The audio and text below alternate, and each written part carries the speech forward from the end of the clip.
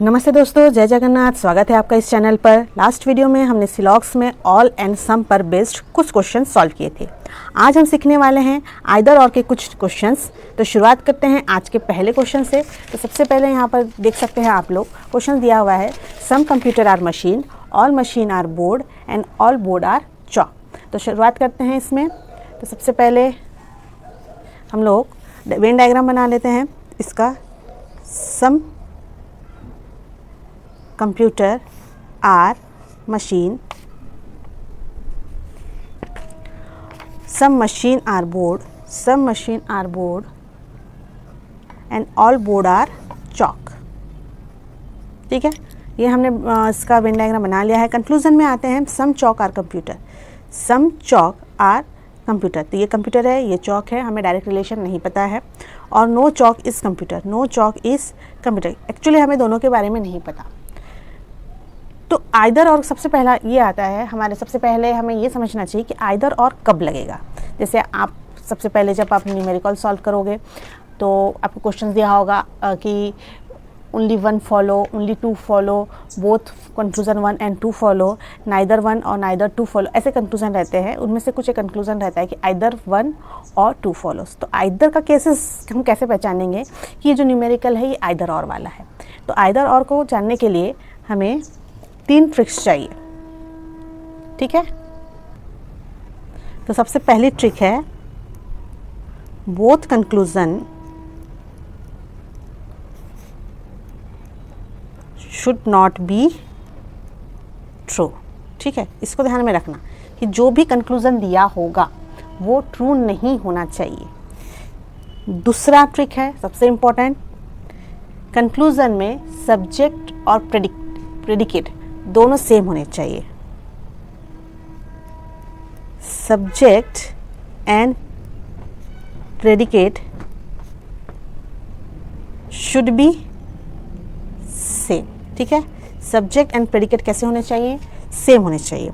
और तीसरा है, एक स्टेटमेंट अगर यूनिवर्सल निगेटिव है तो दूसरा स्टेटमेंट होना चाहिए पार्शियली पॉजिटिव, या फिर अगर एक स्टेटमेंट यूनिवर्सल पॉजिटिव है तो दूसरा स्टेटमेंट पार्शियली निगेटिव होना चाहिए। ठीक है, ये 3 कंडीशन अगर आपको किसी क्वेश्चंस में दिख रही है, सिलॉक्स के क्वेश्चंस में दिख रहा है, तो समझ जाना कि ये पर्टिकुलर जो केसेस है वो आइदर और वाला हो सकता है। ठीक है, तो समझ पाए? मैं फिर से आपको बता रही हूँ कि पहला ट्रिक है कि conclusion should not be true, both the conclusion should not be true. कोई भी कंक्लूजन ट्रू नहीं होना चाहिए, जैसे हम लोग इस न्यूमेरिकल में देखते हैं। अब यहाँ पर पहचानने के लिए आपको आइदर और केसेस है तो क्या देखना पड़ेगा। यहाँ पे बोल रहा है सब्जेक्ट चॉक एंड कंप्यूटर है, तो यहाँ पे भी chalk and computer, 2 he conclusion है, दोनों में चॉक और कंप्यूटर के बारे में बोल रहा है। दूसरे कंक्लूजन में भी चॉक एंड कंप्यूटर के बारे में बोल रहा है। ठीक है, ये भी चॉक है, ये भी चॉक है। समझ गया? पहला अपना जो है सेकंड ट्रिक्स है पहचानने की कि subject and predicate should be same, तो subject and predicate should be same. अब नेक्स्ट बोलते हैं both conclusion should not be true, दोनों का ट्रू नहीं होने चाहिए। जैसे हम यहाँ पे देख रहे हैं कि सम चॉक आर कंप्यूटर, तो ये चॉक है, ये कंप्यूटर है, हम दोनों के बीच में डायरेक्ट रिलेशनशिप नहीं है, तो हम इसको बोल सकते हैं कि कांट से जो कंक्लूजन है वो क्या है, कांट से है, मतलब हम उसके बारे में कुछ नहीं बता सकते हैं। अगर ट्रू होता तो ट्रू, लेकिन ये हम नहीं बता सकते कांट से। उसके बाद नो चॉक इज़ कंप्यूटर, तो पूरा जो स्टेटमेंट है वो पूरा पॉजिटिव है, तो नेगेटिव स्टेटमेंट तो आएगा ही नहीं। तो no chalk is computer, no chalk is computer, कोई भी चॉक कंप्यूटर नहीं है क्या? चॉक और कंप्यूटर के बारे में भी हमें नहीं पता है, डायरेक्ट रिलेशन नहीं है, तो ये भी हो जाएगा कांट से। ठीक है, तो दोनों स्टेटमेंट क्या है, कांट से हम नहीं बता सकते, एग्जैक्टली हम नहीं बता सकते कि ये क्वेश्चन ये जो स्टेटमेंट कंक्लूजन है वो सही है या फिर 100% रॉन्ग है, हम नहीं बता सकते। तो दोनों कंडीशन फॉलो हो गई है।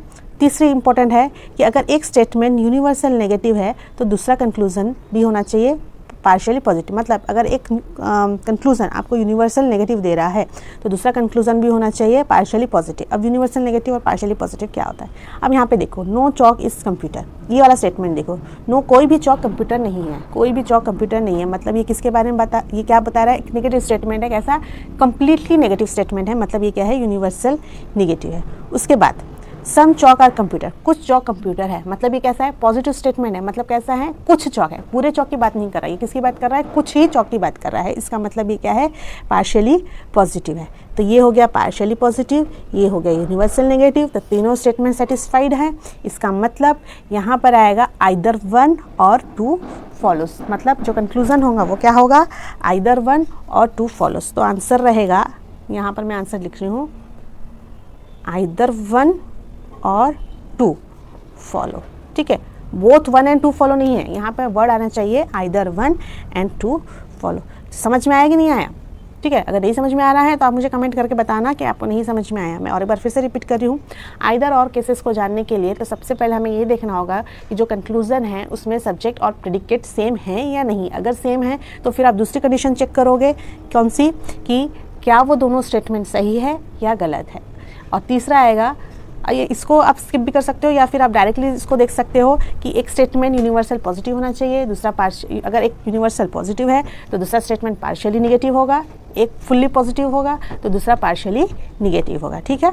अगर ये तीनों स्टेटमेंट सेटिस्फाई कर रही हैं तो आपका जो सॉल्यूशन होगा वो होगा आइदर 1 और आइदर 2 फॉलो, ठीक है, समझ गया।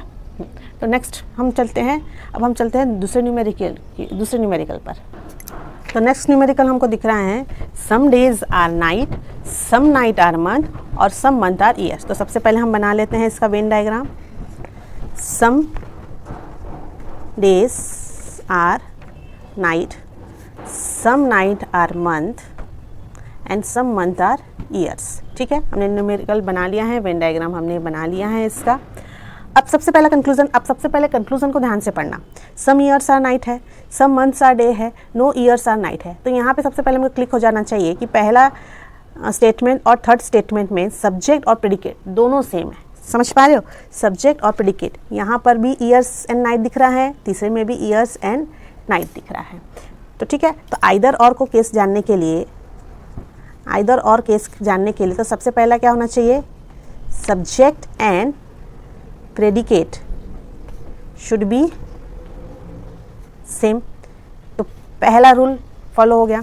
दूसरा क्या होना चाहिए, जो कंक्लूजन सेम है वो ट्रू नहीं होना चाहिए। Conclusion should not be true, ठीक है। क्या ये कंक्लूजन ट्रू है क्या, हम देखेंगे। Some years are night, some years are night, हम ईयर्स और नाइट के बीच में रिलेशन बता सकते हैं क्या, नहीं, ठीक है, क्योंकि डायरेक्ट रिलेशन नहीं दे रहा है, तो ये हो जाएगा कांट से। दूसरा, नो ईयर्स आर नाइट, क्या कोई नो ईयर्स आर नाइट, ये भी रॉन्ग हो जाएगा, ठीक है, ट्रू नहीं है। इसका मतलब ये क्या है, रॉन्ग है ये, नो ईयर्स, क्योंकि पॉजिटिव स्टेटमेंट में नेगेटिव कंक्लूजन फॉलो नहीं होता, तो ये गलत है। तो conclusion should not be true हो गया। तीसरा, तो ये स्टेटमेंट भी फॉलो होता है। तीसरा, अगर एक यूनिवर्सल पॉजिटिव है तो दूसरा स्टेटमेंट पार्शियल नेगेटिव होगा, या फिर एक यूनिवर्सल नेगेटिव है तो दूसरा पार्शियली पॉजिटिव होगा। तो हम ये देखते हैं, सम ईयर्स आर नाइट, तो ये क्या है, सम ईयर्स आर नाइट मतलब ये हो जाएगा partially positive. No years are night, ये हो जाएगा यूनिवर्सल नेगेटिव और पार्शियली पॉजिटिव। तो ये जम रहा है, इसका मतलब कंक्लूजन आएगा आइदर 1 और 3 फॉलोस, ठीक है। ये दोनों के बीच में समझ गया। अब ये हम देखते हैं, some months are day, some month and day के बीच में डायरेक्ट रिलेशन है क्या, नहीं, तो ये हो जाएगा रॉन्ग। ये स्टेटमेंट क्या है, ये भी रॉन्ग है, ठीक है। तो इसका कंक्लूजन क्या आएगा, आंसर इसमें क्या आएगा, आइदर 1 और 3, आइदर 1 एंड 3 और 3 फॉलोस, ठीक है, आइदर 1 एंड 3 फॉलोस, क्योंकि सेकंड वाला तो रॉन्ग है, ठीक है। तो समझ में आएगा, सबसे पहले पॉइंट हम क्या देखेंगे, सब्जेक्ट एंड प्रेडिकेट अगर हमको सेम दिख रहे हैं किसी भी कंक्लूजन में, किसी भी 2 कंक्लूजन, जैसे बहुत सारे कंक्लूजन रहते हैं, 4 या 5 कंक्लूजन भी दे सकता है।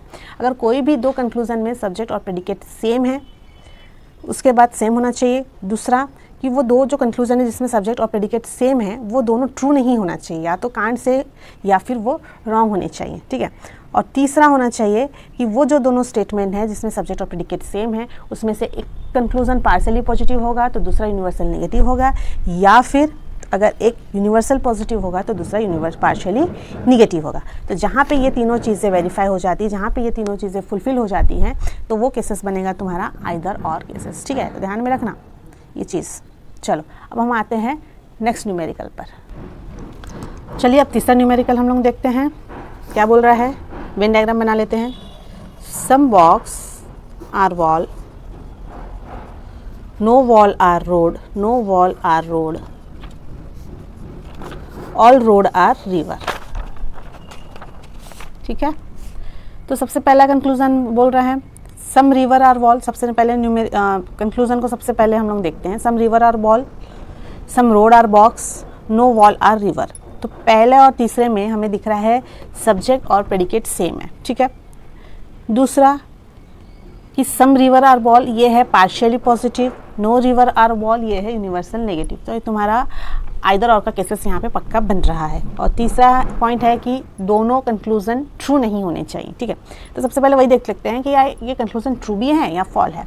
Some river are wall, some river are wall, यहाँ पे दिख रहा है कि कोई भी वॉल रोड नहीं है और सारे रोड जो हैं वो क्या है, रिवर हैं। ठीक है, कोई भी वॉल रोड नहीं है तो और सारे रोड जो है वो रिवर हैं।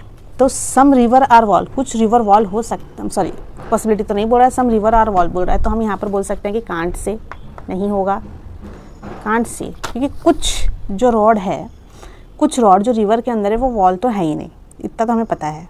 तो सम रिवर आर वॉल हम लोग नहीं बता सकते।